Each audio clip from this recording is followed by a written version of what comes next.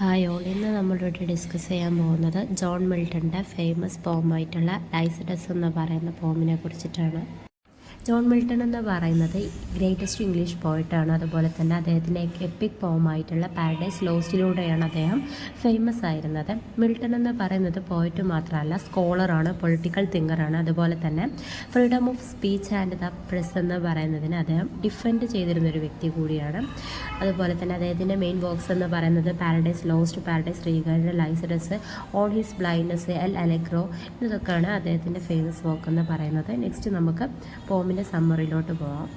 ലൈസിഡസ് എന്ന് പറയുന്നത് ജോൺ മിൽട്ടൻ്റെ 1637 എഴുതിയിട്ടുള്ള ഒരു പാസ്റ്ററൽ എലിജിയാണ്. ഒരു പോം 193 ലൈൻസ് ആയതുകൊണ്ട് തന്നെ ഒരു ലെങ്തി പോമാണ്. അതുകൊണ്ട് തന്നെ ഒരു ഇറഗുലർ റൈമാണ് ഈ ഒരു പോമിനുള്ളത്. ലൈസിഡസ് എന്ന പേര് ഗ്രീക്കിൽ പല ബുക്കുകളിലായിട്ടും ആന്തേനിയൻ കൗൺസിലർ അല്ലെങ്കിൽ ഒരു പോയറ്റ് അല്ലെങ്കിൽ ഒരു ഷെഫേർഡ് എന്ന പേരിലാണ് അറിയപ്പെടുന്നത്. 1637 ഓഗസ്റ്റിൽ കോസ്റ്റ് ഓഫ് വെയിൽസ്, അതായത് ഐറിഷ് തീരത്ത് കപ്പൽ മുങ്ങി മരിച്ചിട്ടുള്ള എഡ്വേർഡ് കിങ്ങിൻ്റെ ഓർമ്മകളെ കുറിച്ചിട്ട്, അതായത് കാംബ്രിഡ്ജിലെ മിൽട്ടൻ്റെ ഫ്രണ്ടായിട്ടുള്ള എഡ്വേർഡ് കിങ്ങിൻ്റെ ഓർമ്മകളെ കുറിച്ചിട്ടാണ് ഈ ഒരു പോമിൽ പറയുന്നത്. ഈ ഒരു പോമിൽ മിൽട്ടൻ്റെ മെയിൻ തീം എന്ന് പറയുന്നത് ഡെത്ത്, ഫെയ്റ്റ്, അൺസർട്ടനിറ്റി ഓഫ് ലൈഫിനെ കുറിച്ചിട്ടാണ് അദ്ദേഹം പറയുന്നത്.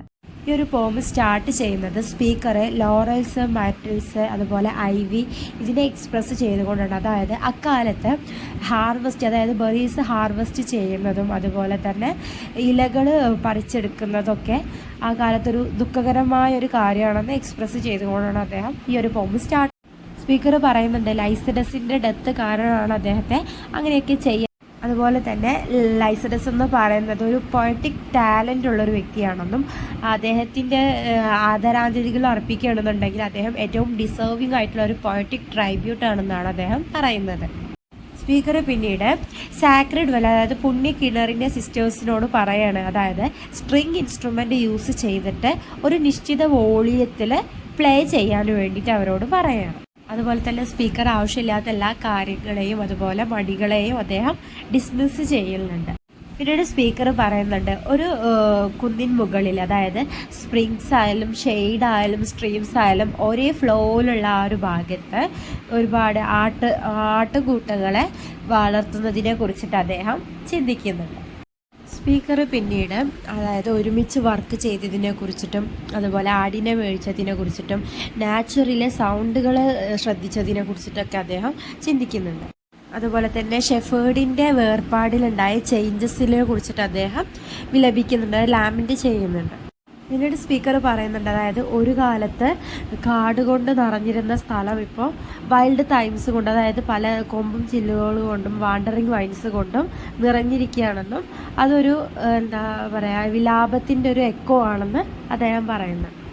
ലൈസിഡസിൻ്റെ ഈ ഒരു ലോസിനെ അദ്ദേഹം ഒരു ക്യാൻസറുമായിട്ടാണ് കമ്പയർ ചെയ്തിട്ടുള്ളത്. അതുപോലെ ഒരു വിഷപ്പുഴുവിനെ റോസുമായിട്ടും ഒരു കളങ്കപ്പെട്ടിട്ടുള്ള പൂവിനെ കന്നുകാലികളുമായിട്ടും അതുപോലെ മഞ്ഞ് മൂടിയ പൂക്കളുമായിട്ടാണ് കമ്പയർ ചെയ്തിട്ടുള്ളത്. അതുപോലെ ലൈസിഡസിനെ കടൽ മുക്കിയ സമയത്ത് നിംസിൻ്റെ ആബ്സെൻസിനെ സ്പീക്കർ ക്വസ്റ്റ്യൻ ചെയ്യുന്നുണ്ട്. സ്പീക്കർ പറയുന്നുണ്ട് ഷെഫേർഡ്സിൻ്റെ ട്രൈഡ്സിലുള്ള കെയറിനെ കുറിച്ചിട്ടും അതുപോലെ മ്യൂസസിൻ്റെ പിന്തുടരലിനെ കുറിച്ചിട്ടും സ്പീക്കർ ലാമെൻ്റ് ചെയ്യുന്നുണ്ട്. പിന്നീട് ഇതിൽ സ്വൈൻ എന്ന് പറയുന്നുണ്ട്. സ്വൈൻ എന്ന് പറഞ്ഞാൽ ലൈസിഡസിൻ്റെ മിസ്ഫോർച്യൂൺ, അതായത് ഭാഗ്യമില്ലായ്മ തരം വേവ്സിനെയും വിൻസിനെയും ക്വസ്റ്റ്യൻ ചെയ്യുന്നുണ്ട്. പിന്നീട് സ്പീക്കർ പറയുകയാണ്, അതായത് എക്ലിപ്സിൻ്റെ സമയത്ത്, ഗ്രഹണ സമയത്ത് നിർമ്മിച്ചിട്ടുള്ള ശപിക്കപ്പെട്ട ഷിപ്പ് കാരണമുള്ളതാണ് ഈ ഒരു ട്രാജിക് ഇവൻ്റ്, അതായത് ലൈസിഡസ് മുങ്ങിപ്പോയതെന്ന് സ്പീക്കർ പറയുന്നുണ്ട്. അതായത് ഷെഫേർഡ്സിനോട് സങ്കടപ്പെടേണ്ട എന്നും ലൈസിഡസ് മരിച്ചിട്ടില്ല, അതൊരു ഡേ സ്റ്റാർ പോലെ ഓഷ്യൻസിലെ വേവുകൾക്കിടയിൽ മുങ്ങിപ്പോയതാണെന്നും അദ്ദേഹം ഉറപ്പ് നൽകുന്നുണ്ട്.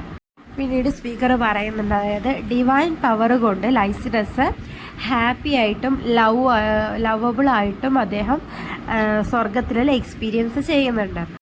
ഷെഫേർഡ്സിൻ്റെ കണ്ണീര് സ്റ്റോപ്പ് ചെയ്യാൻ വേണ്ടിയിട്ട് ലൈസിഡസ് എന്ന് പറയുന്നത് ഗൈഡിങ് സ്പിരിറ്റ് ഓഫ് ഷോറാണെന്നും അതുപോലെ തന്നെ അദ്ദേഹം കടലിലുണ്ടാവുന്ന കപ്പലാക്രമണങ്ങളെ ബ്ലെസ് ചെയ്യുന്ന, അതായത് പ്രൊട്ടക്റ്റ് ചെയ്യുന്ന ഒരു വ്യക്തിയാണെന്ന് കൂടി അദ്ദേഹം ഓർമ്മപ്പെടുത്തുന്നുണ്ട്.